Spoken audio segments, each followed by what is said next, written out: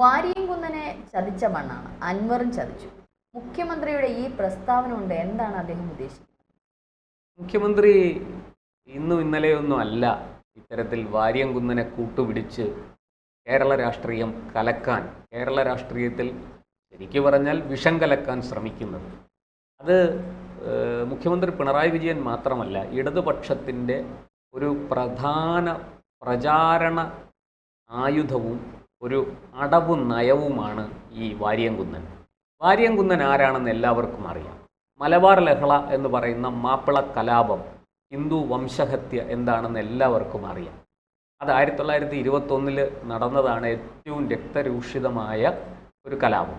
അതിനു മുമ്പും ചെറുതും വലുതുമായ ഒട്ടനവധി കലാപങ്ങൾക്ക് ഈ വള്ളുവനാടും ഏറനാടും ഒക്കെ മലബാറൊക്കെ സാക്ഷ്യം വഹിച്ചിട്ടുണ്ട്. ടിപ്പുവിൻ്റെ പടയോട്ടക്കാലം മുതൽ, ടിപ്പുവിന് മുമ്പ് ഹൈദരാലിയുടെ ആക്രമണം, അതുപോലെ ടിപ്പുവിൻ്റെ ആക്രമണം ഒക്കെ ചരിത്രത്തിലുള്ളതാണ്. പക്ഷേ CPM-നെ സംബന്ധിച്ചും മാർക്സിസ്റ്റ് പാർട്ടികളെ സംബന്ധിച്ചും, കേരളത്തിലെ എല്ലാ കമ്മ്യൂണിസ്റ്റ് മാർക്സിസ്റ്റ് പാർട്ടികളും ഈ മലബാർ കലാപം ഒരു കാർഷിക കലാപമായിട്ടാണ് അവർ ചിത്രീകരിക്കുന്നത്. കർഷക ലഹള, ബ്രിട്ടീഷുകാർക്കെതിരെ കർഷക ലഹള എന്നാണ് അവർ ചിത്രീകരിക്കുന്നത്. പക്ഷേ അതിൻ്റെ പേരിൽ ഈ വാരിയംകുന്നൻ ഹിന്ദുക്കളോട് ചെയ്തത് എന്താണ് എന്ന് ഇന്ന് വളരെ വ്യക്തമാണ്. ഈ സോഷ്യൽ മീഡിയ ഇത്രയും ശക്തമായ കാലത്ത് ഒരു രഹസ്യവും ആർക്കും ഒളിച്ചു വെക്കാൻ പറ്റില്ല. ഈ വാരിയംകുന്നനും ആലി മുസ്ലിയാരും അതുപോലെയുള്ള കലാപകാരികളും എന്താണ് ചെയ്തത് എന്ന് വളരെ വ്യക്തമാണ്.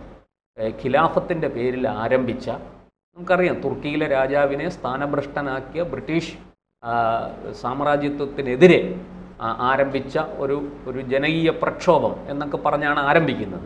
അത് ഏറ്റെടുത്തുകൊണ്ട് മഹാത്മാഗാന്ധി ഇന്ത്യൻ സ്വാതന്ത്ര്യ സമരത്തിൻ്റെ ഭാഗമാകാൻ, മുസ്ലിങ്ങളെ കൂടെ അതിലേക്ക് ഉൾപ്പെടുത്താൻ വേണ്ടിയിട്ട് ഖിലാഫത്ത് മൂവ്മെൻറ്റ് ആരംഭിച്ചു. ആ ഖിലാഫത്ത് മൂവ്മെൻ്റാണ് ഒടുവിൽ ഹിന്ദുക്കളുടെ ഗളച്ഛേദം, കഴുത്ത് വെട്ടുന്നതിൽ അവസാനിച്ചത്. നിരവധി, അതായത് ലക്ഷക്കണക്കിന് ആൾക്കാരെ മതം മാറ്റി, ആയിരക്കണക്കിന് ആൾക്കാരെ കൊന്നു, സ്ത്രീകളെ മാനഭംഗപ്പെടുത്തി, കൊള്ളയും കൊള്ളിവെപ്പുമാണ് ഈ 1921 മലബാർ ലഹളക്കാലത്ത് നടന്നത്. മലബാറിലെങ്ങും അരങ്ങേറിയത്.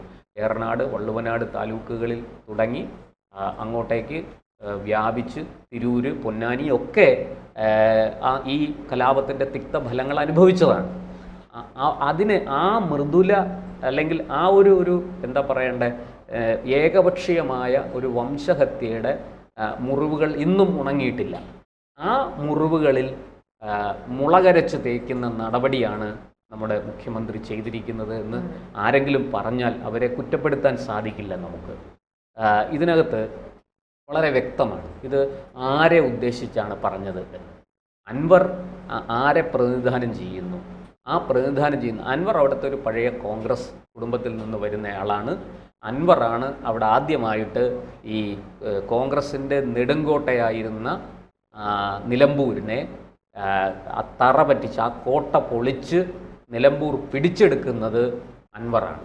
2016 ആര്യാടൻ മുഹമ്മദ് എന്ന അതികായൻ, അദ്ദേഹത്തിൻ്റെ മകൻ ആര്യാടൻ ഷൗക്കത്തിനെ പരാജയപ്പെടുത്തി, ഏതാണ്ട് 12,000-ഓളം വോട്ടുകൾക്ക് പരാജയപ്പെടുത്തി നിലമ്പൂർ പിടിച്ചെടുത്തത് അൻവറാണ്. അൻവർ ഒരു കറുത്ത കുതിരയായിരുന്നു അന്ന്. പിണറായി വിജയനെ സംബന്ധിച്ച് PV അൻവർ ഒരു കറുത്ത കുതിരയായിരുന്നു. കാരണം ഒരിക്കലും പിടിക്കാൻ സാധിക്കാത്ത നിലമ്പൂർ മണ്ഡലം അത് പിടിച്ചെടുക്കാൻ അൻവറിലൂടെ CPM-ന് സാധിച്ചു. അത് കഴിഞ്ഞ് അവിടെ പ്രകാശ് എന്ന് പറയുന്ന ആൾ 2021 മത്സരിച്ചു. പ്രകാശ് ഏതാണ്ട് 2200 വോട്ടുകൾക്ക് തോറ്റുപോയി. അൻവർ ഒന്ന് വിറച്ചെങ്കിലും ആ മണ്ഡലം നിലനിർത്താൻ അൻവറിലൂടെ CPM-ന് സാധിച്ചു. ഇപ്പോഴിതാ ആ അൻവറാണ് മറുകണ്ഠം ചാടിയിരിക്കുന്നത്. അൻവർ UDF-ലേക്ക് പോയില്ലെങ്കിലും അൻവർ സ്വതന്ത്രനായിട്ട് മത്സരിക്കുകയാണ്. അൻവർ ആരുടെയൊക്കെ വോട്ട് പിടിക്കും എന്ന് വ്യക്തമല്ല. പക്ഷേ അൻവറിന് വളരെ കൃത്യമായി പിണറായി വിജയനോട് വിരോധമുണ്ട്, അദ്ദേഹത്തിൻ്റെ ചെയ്തികളോട് കടുത്ത എതിർപ്പുണ്ട്, അദ്ദേഹത്തിൻ്റെ ഭരണത്തോട് എതിർപ്പുണ്ട്. പിണറായിസം എന്ന വാക്ക് പോലും അൻവർ ഉപയോഗിക്കുന്നത് ആക്ഷേപിക്കാൻ വേണ്ടിയിട്ടാണ്. അങ്ങനെ അത്തരത്തിൽ തൻ്റെ എതിരാളിയായി നിൽക്കുന്ന അൻവറിനെ കാലുവാരണം അവിടെ. അൻവറിനെ UDF ജയിച്ചാലും അൻവർ ജയിച്ചാലും LDF-നെ സംബന്ധിച്ചിടത്തോളം അതൊരു വലിയ പരാജയമാണ്. വരാൻ പോകുന്ന തദ്ദേശ തെരഞ്ഞെടുപ്പിലും അതുപോലെ വരാൻ പോകുന്ന നിയമസഭാ തെരഞ്ഞെടുപ്പിലും വിജയിച്ചു കയറാൻ, തുടർഭരണം ഉറപ്പിക്കാൻ പിണറായി വിജയനെ സംബന്ധിച്ച് നിലമ്പൂരിലെ വിജയം കൂടിയേ തീരൂ. നിലമ്പൂരിൽ പരാജയപ്പെട്ടാൽ പിണറായി വിജയനെ സംബന്ധിച്ച് അതൊരു വലിയ വെല്ലുവിളിയാണ്. വരാൻ പോകുന്ന തദ്ദേശ തെരഞ്ഞെടുപ്പിലും അതിനുശേഷം നടക്കുന്ന നിയമസഭാ തെരഞ്ഞെടുപ്പിലും LDF തോറ്റ് പ്രതിപക്ഷത്തിരിക്കേണ്ടി വരും. അങ്ങനെ വന്നാൽ അത് ആത്മഹത്യാപരമാണ് എന്ന് മറ്റാരെക്കാളും അറിയുന്ന ഒരാൾ പിണറായി വിജയനാണ്. അതുകൊണ്ട് തന്നെ അദ്ദേഹത്തിന് നിലമ്പൂരിൽ വിജയിച്ച് കയറിയേ മതിയാവും. അതിനു വേണ്ടിയിട്ടാണ് അദ്ദേഹം ഈ അൻവറിനെ കരുവാക്കുന്നത്. അൻവർ വാര്യംകുന്നൻ്റെ സ്മരണകൾ ഉണർത്തിവിട്ട് വാര്യംകുന്നനെ ചതിച്ച മണ്ണാണ്. വാര്യംകുന്നനെ ആര് ചതിച്ചു? വാര്യംകുന്നൻ ഒരു കൊടും ക്രിമിനലായിരുന്നു, പിന്നെ ഈ വംശഹത്യയ്ക്ക് നേതൃത്വം കൊടുത്ത ആളായിരുന്നു. അങ്ങനെ ബ്രിട്ടീഷുകാർ പിടിച്ച് അവസാനം വിചാരണ ചെയ്ത് വെടിവെച്ച് കൊന്നു. ഇതൊക്കെ ചരിത്രത്തിലുള്ള ബ്രിട്ടീഷ് അന്നത്തെ രേഖകളിലുള്ള കാര്യങ്ങളാണ്. ഇതൊന്നും നമ്മൾ പറയുന്ന കാര്യങ്ങളല്ല. ആ വാര്യംകുന്നനെ മഹത്വവൽക്കരിക്കുന്ന ഒരു രാഷ്ട്രീയം മലബാറിലുണ്ട്, പ്രത്യേകിച്ചും മലപ്പുറത്തുണ്ട്. അതെല്ലാവർക്കും അറിയാം. ഈ വാര്യംകുന്നൻ എന്തൊക്കെ ചെയ്തു ചെയ്തില്ല എന്നുള്ളതിൻ്റെ തെളിവുകളും രേഖകളും എല്ലാം ഇന്ന് പുറത്തു വന്ന് എല്ലാവരുടെ മുന്നിലും വെളിവാക്കപ്പെട്ടതാണ്. ഇനി പിണറായി വിജയനും കമ്മ്യൂണിസ്റ്റ് പാർട്ടിക്കും അതിനെ എത്ര വെള്ള പൂശിയാലും അതുകൊണ്ട് പ്രത്യേകിച്ച് കാര്യമൊന്നുമില്ല. അത് അദ്ദേഹം മനസ്സിലാക്കാത്തതല്ല, പക്ഷെ കൃത്യമായിട്ട് ഒരു വിഭാഗത്തിൻ്റെ വോട്ട് വേണം. അതിനുവേണ്ടി അവരുടെ മൃദുല വികാരങ്ങളെ ചൂഷണം ചെയ്യുകയാണ്. അതവിടെ നിൽക്കട്ടെ. അപ്പോൾ അങ്ങനെ ആ വാര്യംകുന്നനെ വലിയ മഹത്വവൽക്കരിക്കപ്പെട്ട വാര്യംകുന്നനെ മഹത്വവൽക്കരിച്ചിരിക്കുന്ന ഒരു വിഭാഗം ആൾക്കാർ മലപ്പുറത്തുണ്ട്.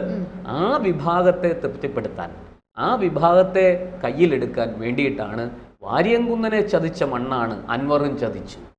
വാര്യംകുന്നനെ ചതിച്ചതാരാണ്? ബ്രിട്ടീഷ് സാമ്രാജ്യത്വവും അവിടുത്തെ ബൂർഷാസികളും അവിടുത്തെ ജന്മിമാരും ഒക്കെ ചേർന്നാണ്. അതുപോലെ അൻവർ നമ്മളെ ചതിച്ചിരിക്കുന്നു, അല്ലേ? ഈ വാര്യംകുന്നന് അതായത് വാര്യംകുന്നന് സമമാണ് ഞങ്ങൾ, ഇടതുപക്ഷം.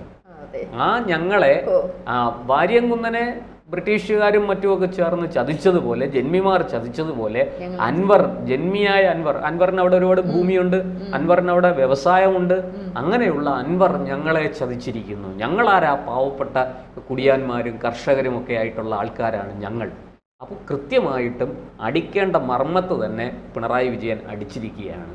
ഇതാണ് ആ മലബാർ അല്ലെങ്കിൽ മലപ്പുറം രാഷ്ട്രീയത്തിൻ്റെ, മുസ്ലിം ലീഗ് രാഷ്ട്രീയത്തിൻ്റെ, മുസ്ലിം രാഷ്ട്രീയത്തിൻ്റെ ഒക്കെ ഒരു കാർഡ് ഇറക്കിയാണ് സഖാവ് പിണറായി വിജയൻ അവിടെ കളിച്ചിരിക്കുന്നത്. അതുകൊണ്ട് തന്നെ വളരെ കൃത്യമായിട്ട് ഇനിയുള്ള ദിവസങ്ങളിൽ നമുക്ക് മനസ്സിലാക്കാം അൻവർ ഇതിനെന്ത് മറുപടി കൊടുക്കും. അൻവർ മോശക്കാരനല്ല, ഈ പിണറായിയുടെ കളരിയിൽ തന്നെ പഠിച്ചു വന്ന ഒരാളാണല്ലോ. അതുകൊണ്ട് അൻവർ അതിന് മറുപടി കൊടുക്കും. അൻവറിൻ്റെ മറുപടി എന്താണെന്ന് വരാനിരിക്കുന്നതേ ഉള്ളൂ. പക്ഷേ വളരെ കൃത്യമായിട്ട് ജനങ്ങളെ രണ്ട് തട്ടാക്കി തിരിച്ച് അതിൽ നിന്ന് മുതലെടുക്കാനുള്ള ഒരു കടുത്ത നീക്കമാണ് മുഖ്യമന്ത്രി പിണറായി വിജയൻ്റെ നേതൃത്വത്തിൽ നടന്നിരിക്കുന്നത്. നമുക്കറിയാം അവിടെ 45% മുസ്ലിം വോട്ടുള്ള ഒരു പ്രദേശമാണ് നിലമ്പൂർ. 43% ഹിന്ദു വോട്ടും 12% ക്രിസ്ത്യൻ വോട്ടും ഉള്ളൊരു സ്ഥലമാണ് നിലമ്പൂർ മണ്ഡലം. അവിടെ വളരെ കൃത്യമായിട്ട് ജയിച്ചു കയറണമെങ്കിൽ പാർട്ടിക്ക് അവിടെ ഒരു ചെറിയ ബേസ് ഉണ്ട്. ആ ബേസ് കൊണ്ട് മാത്രം സാധിക്കില്ല. വളരെ കൃത്യമായിട്ട് അതിന് ഈ ജാതി മത രാഷ്ട്രീയ കാർഡുകൾ ഇറക്കി കൃത്യമായി സമുദായങ്ങളുടെ വോട്ട് വാങ്ങി ആ വോട്ടുകൾ കൊണ്ട് മാത്രമേ അവിടെ വിജയിച്ചു കയറാൻ സാധിക്കുകയുള്ളൂ. പ്രത്യേകിച്ചും കഴിഞ്ഞ തെരഞ്ഞെടുപ്പിൽ ഇടതുപക്ഷത്തെ പ്രതിനിധീകരിച്ച് അൻവർ 2200 വോട്ടിന് വെള്ളം കുടിച്ചാണ് അവിടെ ജയിച്ചു കയറിയത്. അപ്പോൾ ഇടതുപക്ഷത്തിന് അറിയാം ഇത്തവണ ആര്യാടൻ ഷൗക്കത്താണ് മത്സര രംഗത്തുള്ളത്. അത് കോൺഗ്രസിനെ സംബന്ധിച്ച് കോൺഗ്രസിൻ്റെ ഒരു അഭിമാന പോരാട്ടം കൂടിയാണ്. കോൺഗ്രസിന് അവിടെ ആര്യാടൻ ഷൗക്കത്തിനെ ജയിപ്പിച്ചേ മതിയാവുള്ളൂ. അതുകൊണ്ട് കോൺഗ്രസ് അരയും തലയും മുറുക്കി ആര്യാടൻ ഷൗക്കത്തിന് വേണ്ടി അവിടെ പ്രവർത്തിക്കും. UDFനെ ഒറ്റക്കെട്ടായിട്ട് അണിനിരത്താൻ കോൺഗ്രസ് മുൻകൈയെടുക്കും എന്ന് തീർച്ചയാണ്. അതുകൊണ്ട് തന്നെയാണ് പിണറായി വിജയൻ ആ വാര്യംകുന്നൻ കാർഡ് അവിടെ ഇറക്കിയത്. അത് എന്തെങ്കിലും ഫലം ചെയ്യുമോ എന്നുള്ളതാണ് പിണറായി വിജയൻ്റെ നോട്ടം. എന്താണ് സംഭവിക്കാൻ പോകുന്നതെന്ന് നമുക്ക് നോക്കാം. മുഖ്യമന്ത്രിയുടെ പ്രസ്താവനയ്ക്ക് നിലമ്പൂരിലെ ജനങ്ങൾ എന്തു മറുപടിയാണ് കൊടുക്കുക, അവർ അതിനെ അനുകൂലിച്ചോ പ്രതികൂലിച്ചോ എന്ത് മറുപടിയാണ് കൊടുക്കുക എന്നുള്ളത് നമുക്ക് വോട്ടെണ്ണുന്ന ദിവസം മാത്രമേ മനസ്സിലാവുകയുള്ളൂ.